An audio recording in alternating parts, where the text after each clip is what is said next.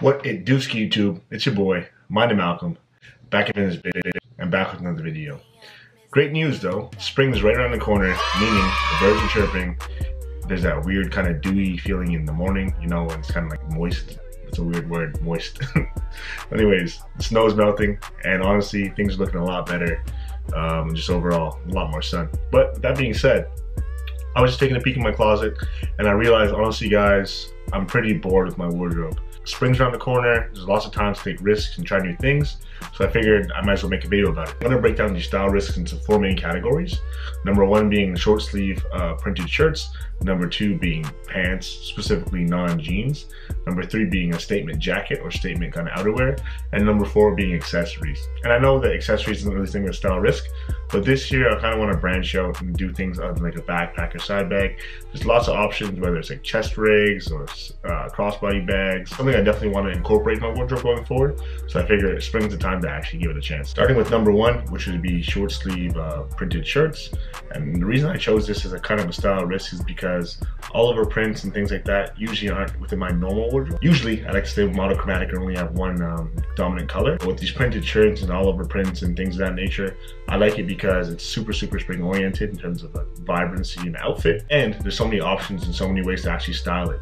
So to start, the first place I would look if I don't know what I'm looking for would definitely be Urban Outfitters. On their site they have a wide variety of button-down shirts with a large array of prints, whether it's striped, whether it's all over prints, things of that nature, and it's a good starting point for yourself if you don't actually know what you want. Personally, I know that I'm more drawn towards floral prints, so in this case I want to check out a brand called All Saints. It's a little bit more expensive in terms of price point. I think it's around 150 or 170 for a shirt. And if you're a baller, I would say definitely check out a brand called Wacko Maria. They make a wide variety of bowling shirts and short sleeve shirts with a bunch of crazy skull prints and things of that nature. And those are just sick if it's within your budget. And then the one thing I will say not to forget, obviously because it's boards approved, is thrift. You'd be surprised how many gems you can find in the thrift with a little bit of digging. And sizing wise, I would always say try to size up for that oversized slouchy look. When the shirts are too tight, it kind of looks awkward and it's kind of constricting. The second thing I wanted to venture into more this spring was statement jackets. And by this I mean not your run-of-the-mill kind of winter jacket or just a jacket you wear on a daily basis. Jackets where you wear them and it's noticeably different. It's either a super dope design, has cool hardware on it, or even just a cool color. First and foremost, obviously a household name would be Stussy. These guys have been creating streetwear for at least 2 decades now, and they definitely got it down to a science. And in terms of outerwear, they come with a lot of options at various price points and various materials. For example, the one thing I would say that stands out on their site would definitely be a coach's jacket, which is just a zipper down the middle with the actual foam collar. And it's super safe as a layering piece with a hoodie underneath. I think it's a real bonus that a lot of these ones are actually in super bright colors. So especially for spring, have a nylon or ripstop coach's jacket as an outer layer piece.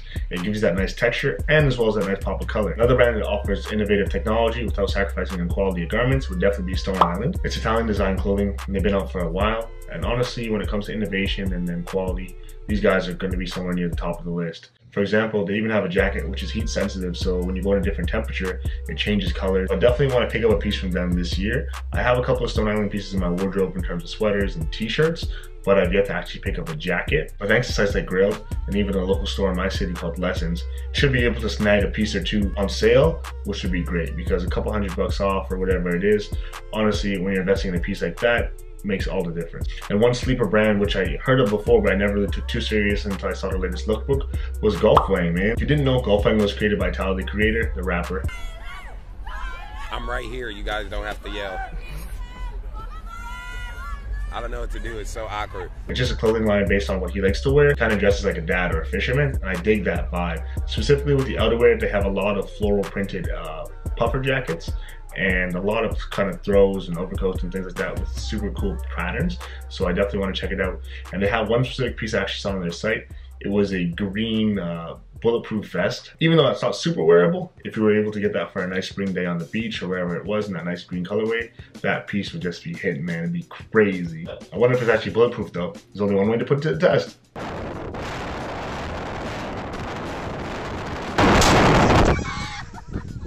Style risk I want to look more into is definitely breaking away from jeans and looking into trousers and non-jean options.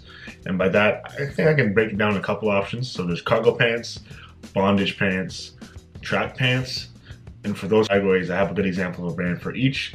So for bondage pants, what it is going to be pants with like the straps on them, kind of that gothic look. I hang in the down with them hit squad killers.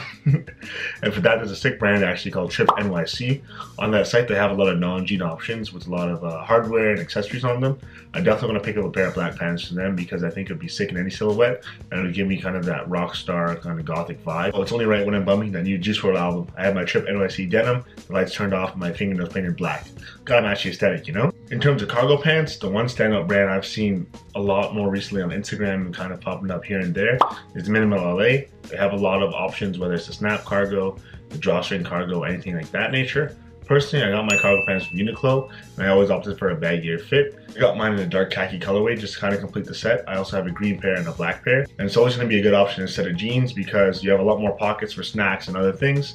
And honestly, they're more comfortable. Sometimes the silhouette and kind of the looks I'm trying to get off aren't best suited for jeans, especially when it comes to more athletic footwear. To round off the pants, the last ones I was talking about would be a kind of track pants or joggers, anything of that nature.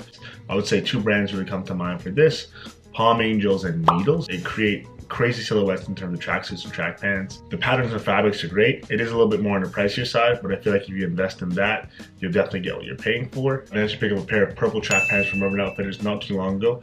I think I got them for 20 bucks on sale, and these were just sick in terms of colorways, in terms of spring. Throughout this video, I'm going to leave all the links in the description below where you can find these things, so no stress. Just feel free to reference below when I'm talking about them. To round off the list of my style risks I want to take this spring would definitely have to be accessories. And by that, I don't mean your run-of-the-mill bracelets and things like that. I'm talking about things that are actually outside my comfort zone, starting with necklaces. So I came across Luke Vicious on Instagram, super known for chokers and kind of that punk rock aesthetic. I actually bought a choker from there not too long ago, so it should be here this week. So, coincidentally, a package just came in the mail, which is a necklace. Honestly, super impressed. Shout out to Luke Vicious, 10 out of 10, man. I would definitely recommend picking something up from him. But just take a peek at the site.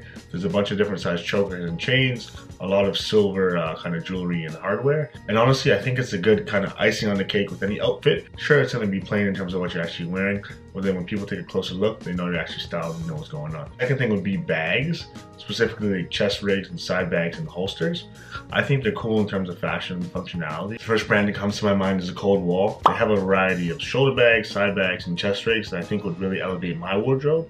The main purpose of me incorporating these is because I do keep a lot of things in my pockets, whether it's like snacks, my phone, AirPods, whatever it is I come across. Sometimes it gets kind of overbearing and I don't want that bulky silhouette when I walk. By having a chest rig or kind of crossbody bag, I can keep all that stuff in there and still maintain my functionality. And honestly, it's not going to be something you see every day compared to like a knapsack. So with that being said, that's about it for style risks. I want to take these things going forward and incorporate them into my wardrobe, and please hold me to it. I hope it inspired you to think of some new ways to incorporate these into your wardrobe as well. And let me know, what are some things you want to try this year that haven't been actually in your wardrobe yet? Because honestly, doing things like this really help push the boundaries on what you've been wearing and open your mind to things you haven't seen before and make you dress better overall, which is great, you know? Styling is kind of like a game to me. You learn the basics, you learn the rules, and then when you get to a certain point, you get enough to break the rules and kind of do your own thing. And it's super fun, and honestly, clothing is just an expression of yourself, so always remember to have fun with it and just buy things you like. I'd love for you to let me know any style risks you plan on taking this year, because I know I'm taking those. I'm going to be wearing a lot less jeans. I'm going to have a couple cool coats, more jewelry on the way, maybe even a grill. That would be sick. Definitely more printed short sleeve shirts so I can look like a dad on vacation every day this spring. I appreciate you tuning in. Make sure to like the video, subscribe if you haven't already, and I'll be back soon with another video. Catch you later. Deuces.